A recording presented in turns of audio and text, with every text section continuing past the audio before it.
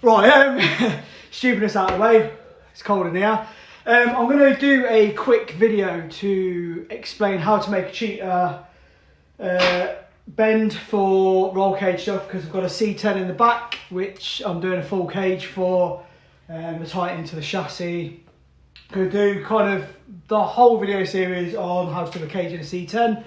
But to begin with, I'm going to kind of show how to cheater bend, which basically is a bend of steel using the roll cage bender, whatever you're using, and then you can use that to kind of help you measure very easily. It's basically making a cage as easy as possible, and there's loads of ways you can do it with loads of calculations.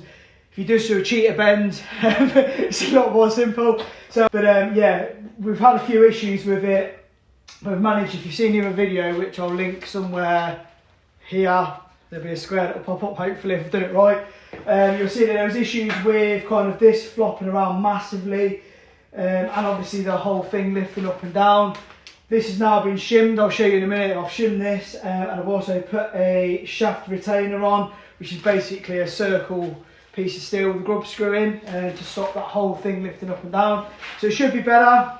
Obviously it's not addressed the kind of bad welds on the dies that we've got. I mean, we bought it like that, so not really much we can do. They've told us that if they break, they'll replace them, but they probably ain't going to do that in like 3 or 4 years time. I can't see that happening. So I would not buy this bender, but if you're unfortunate enough to have bought it like I have, then yeah, a couple of these modifications will make it work a bit better. And then yeah, as for cutting some steel is kind of the first job. And a quick tip for you is some paper. If you want to cut a nice, perfect kind of line round with an angle grinder, I'm going to show you how to quickly do this. But if you get your tube, put the paper around the tube like this, so obviously tube sat through the middle, tape it, that'll give you a perfect circle to draw around, and I'll give you a perfect cut line. So, simple as that is, I'll get on with it. Also this year you'll need gloves and you'll need dirty clothes, hence why I'm kind of dressed like a homeless. I don't live in the garage, but when I'm in the garage I wear scruffy clothes, because any kind of steel you buy is covered in oil, even the CDS tube, so oh yeah. Right, so this is a quick hack for cutting out kind of a straight piece of steel, that's a tube or a pipe. Basically, a quick hack is to measure out the size that you need. In my case, with cheater bar, I'm going for 20 inches. So obviously it would be on a bit of a longer pipe, but I would drop a dot where I needed it. So pretend we're doing it at 15, but we're not. Obviously I've done it at 20. So you just drop a little dot on, as you can see, a little mark in here. And then get a bit of A4 paper, anything that's got a straight edge. Now people normally put tape around, but the problem with tape is you're sort of stuck. If it goes on a funny angle, you're stuck. However, if you use a bit of paper, you can fold it round on itself. So if you can see what I'm doing here, it's going back on itself, but it's staying. You've got to keep it square, and wrap it all the way around. So by keeping that all nice and square, you'll have a good cut line. And then you just use a bit of tape. Doesn't matter what type of tape. But now you've got a line that you can use as a cut line. So what you do is go up to wherever your marking was, where in this case it was here.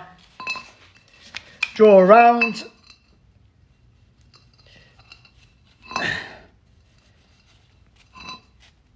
If it moves, obviously just put it where it is.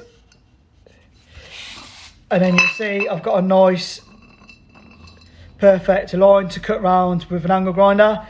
It's a good method if you don't have a chop saw, and it's a good method. Kind of, it's a lot quicker than trying to working out you've done it wrong and then having to come back to it. And then additionally, this piece, if you carefully take it off, you can use it for other cuts once you've made one. But obviously it doesn't cost anything anyway, so you can always just chuck that. This is 1.75 or 1.75 of an inch, 1.75 inches. This is what I'm doing most of the stuff out. It's a proper thick-walled MSA spec cage. CDS, so yeah, that's basically it.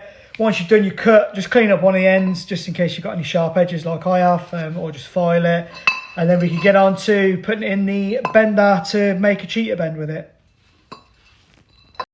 Right, so you want to set a reference point up for your bend. So obviously when you put your tube in, I normally use this point here. You just need a fixed point, so you can use it obviously on the die, which is obviously this flat edge here, or you can use a follower. It doesn't really matter as long as you keep it as a permanent reference point. So it's a case of quickly obviously lubricating the dies with some lithium grease. Probably got a bit OTT on it, to be honest. Pop your tube in. Obviously not forgetting to put the pin in the die. Hopefully I don't feel like that's the right one. I think it's that one. Yep, so pop that in. And you'll see like where the tube, obviously I'm doing it before this, before I put the next part in, but hopefully you'll see on this line here is where we're going to put the mark in, and keep that as a reference point. So keep it zoomed in for temporarily.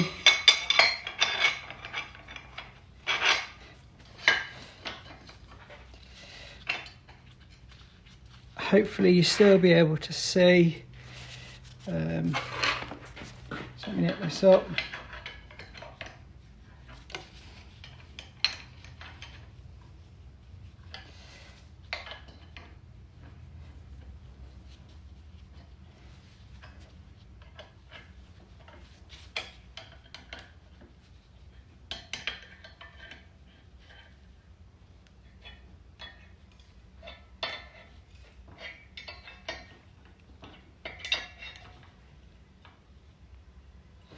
Right, so that's nipped.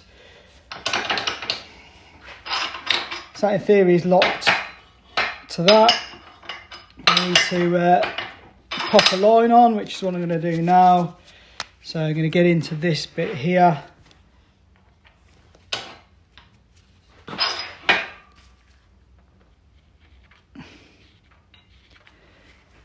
Hopefully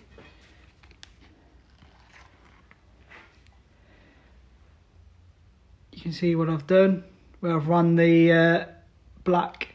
Then we can set this up and zero it as you would normally and start bending. Right, so you want to zero it with preload on. So by preload I mean getting this to the point where it's about to start, and obviously your marking needs to be on 0, and then we're going to go all the way around to 90 degrees, which is over here. But yeah, it's a bit, these manual benders are a bit tough on the old body. It's a bit like a workout.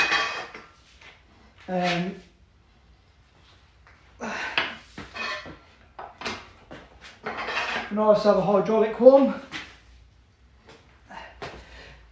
That'll really bend them cages, so.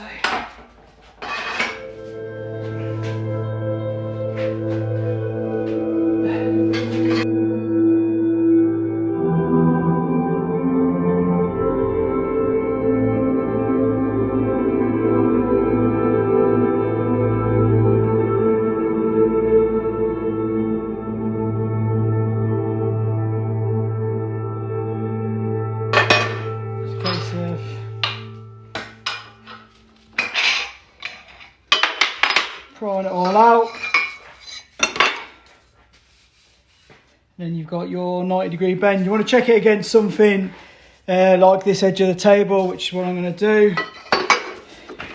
Make sure it is 90. If it's not, if it's slightly under, just put it back in and tweak it a little bit. But yeah, to me that's bang on. So now I can clean it up. And I can see from that reference point, that's where my 90 starts. And I can then always use that as a reference point, so I know exactly where a bend's going to start on the straight, or however you're doing it. So yeah, let me clean it up now. Right, so cheater bar, as you can see, a cheater bend, sorry, as you can see where obviously the marking was for the die. For making it easy to measure, I'm going to knock a line. I'm going to cut into it where that line is.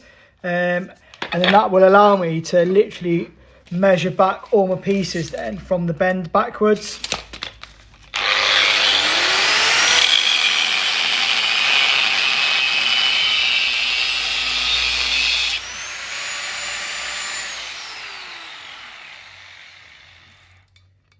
So I can work out now from where the bend starts, regardless whether it's a 90, a 180, a 45, I don't know, a 63-degree bend. It doesn't really matter. I know that this point here is the point before any bend that you make. So now I can use that as a reference point for measuring the lengths. And obviously I've got a perfect 90 there. So it's just a case of keeping that clean now. And I've always got something to come back to for when measuring. And I'll show you in the next video how this will come in handy.